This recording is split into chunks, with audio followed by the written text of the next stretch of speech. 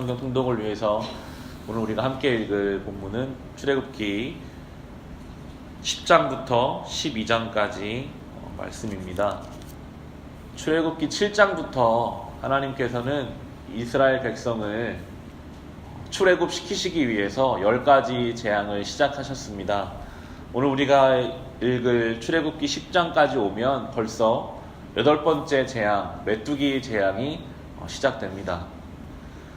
바로는 앞선 7번의 큰 재앙이 오는 동안 하나님 앞에 버티고 있습니다.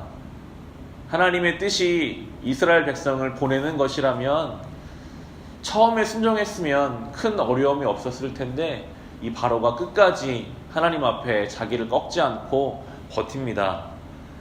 하나님을 이기는 인생은 없습니다. 아무리 자기가 고집을 세워도 하나님 앞에 고집을 세우면 결국 쳐서 꺾임을 당할 뿐입니다. 하나님이 이 바로의 귀에 자꾸만 그만하라고 심지어 주변의 신하들까지 동원하셔서 말씀을 하시는데요.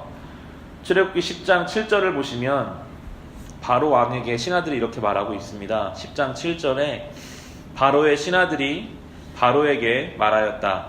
언제까지 이 사람이 우리를 망하게 하는 함정이 되어야 합니까? 이 사람들을 내보내서 그들의 주 하나님을 예배하게 하심이 좋을 듯 합니다. 임금님께서는 아직도 이집트가 망한 것을 모르고 계십니까? 라고 이야기합니다. 이미 하나님의 재앙이 지나간 이집트 땅은 망한 것과 다름이 없는데 왜 그렇게 고집을 부리고 하나님의 뜻대로 하지 않는가? 라고 신하들의 입을 통해서까지 하나님은 말씀하고 계십니다. 그런데 바로는요, 자기 욕심을 못 놔요.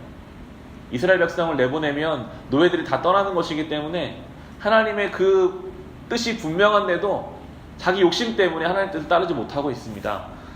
10장 20절에 보면 이런 표현이 나옵니다. 그러나 주님께서는 바로가 여전히 고집을 부리게 하셨으며 바로는 여전히 이스라엘 자손을 내보내지 않았다라는 표현이 10번의 재앙이 있는 동안 반복해서 나오는 표현입니다.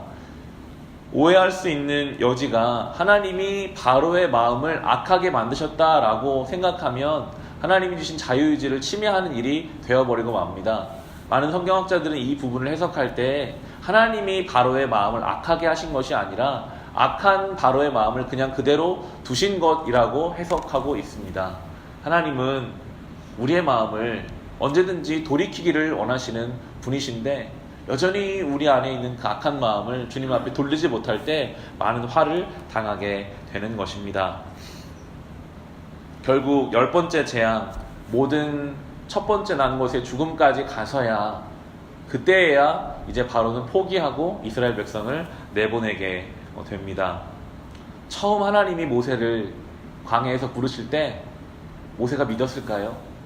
저 바로 왕으로부터 이스라엘 백성을 하나님 어떻게 구원할 수 있습니까?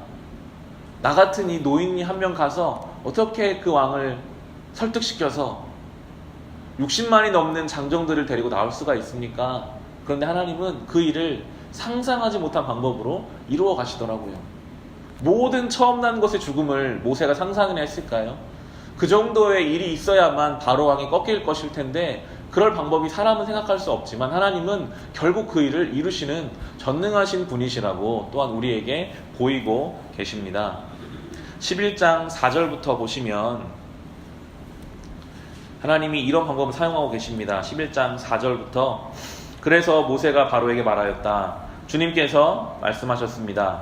내가 한밤중에 이집트 사람 가운데로 지나갈 것이니 이집트 땅에 있는 처음 난 것이 모두 죽을 것이다. 임금 자리에 앉은 바로의 마다들을 비롯하여 맷돌질하는 몸종의 마다들과 모든 짐승의 맛배가 다 죽을 것이다. 이집트 온 땅에서 이제까지도 없었고 앞으로도 없을 큰 곡성이 들릴 것이다 라고 말씀하십니다. 이건 무서운 심판입니다. 하나님 앞에 대적하면 심판을 받게 되어 있습니다. 바로가 하나님 앞에 끝까지 교만하고 머리를 들고 대적하였기 때문에 바로가 인도하는 그 공동체에까지 하나님의 심판이 임하게 되었습니다. 우린 하나님 앞에 겸손히 엎드려야 함을 또한 성경을 통해서 알 수가 있습니다. 이러한 무서운 심판이 있을 때 하나님이 이스라엘 백성에게는 그 심판을 벗어날 수 있는 방법을 알려주셨지요. 어린 양을 잡아서 그 집의 문에 발라놓으면 하나님께서 죽음으로 이집트 온 땅을 치시는 그 밤에 어린 양의 피가 발려져 있는 집은 넘어가겠다. 그 죽음의 영이 그 집을 넘어간다 해서 그것이 유월절이 되었습니다. 그날 밤 모든 처음 난 것들이 죽는 그 사건으로 인해서 430년 동안 이집트에서 종살이 하던 이스라엘 백성들이 이제는 그 종살이를 마치고 하나님의 백성으로 출애굽을 시작하는 장면이 바로 출애굽기 12장을 읽어보시면 나오게 됩니다. 더 이상 노예가 아니라 하나님의 선민으로, 더 이상 종이 아니라 자유인으로 살아가는 그 밤이 바로 유월절의 밤입니다. 이 유월절 어린 양은 우리에게 예수 그리스도와 그대로 연결이 됩니다. 예수 그리스도의 피가 발려져 있는 인생은 주님의 심판과 죽음이 넘어가는 은혜를 경험하게 됩니다.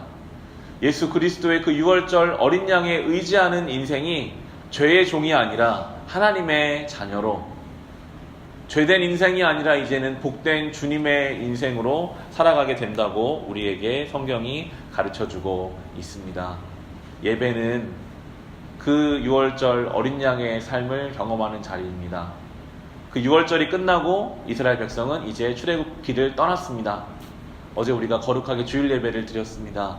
어쩌면 주일 예배는 그 어린 양의 피를 우리의 몸에 바르는 일이고, 예배를 마치고 다시 우리의 삶을 우리가 걸어갈 때 이제 우리는 주님의 그 피에 합당한 삶을 사는 출애굽의 길을 떠나는 성도의 발걸음이 되어야 할 것입니다. 이 한 주를 사실 때도 주님 앞에 늘 겸손하게 주의 어린 양에 의지하여 그렇게 살아가시기를 주님의 이름으로 축원합니다. 기도하겠습니다.